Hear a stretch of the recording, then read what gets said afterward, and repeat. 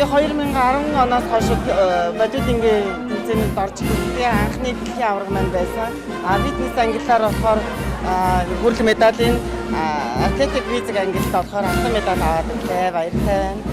Намайг тэмцсэн бүх хүмүүстээ баярлалаа. Pepsi брэндтэй бас баярлалаа гэж хэлмээр байна. 600 гаруй тамирчид нийт 39 төрөл өрсөлдснөөс тэгээд ер нь бол шилдэгт орны шилдэгүүд гэж өрсөлдсөн бол хоёр нь ширүүн байсан. Миний тал нь болохоор хоёр төрөл нь болохоор алтан медаль авсан төрөл нь болохоор ерөнхийдөө биеийн спорт булчингийн ялгарал хөгжлийг хардаг. Нөгөөх нь болохоор арабикийн үзүүлбэртэй төсвөр төвчээр өсрэлт, тесрэлт гэдэг арабикийн үзүүлбэр бас давхар ялгаатай.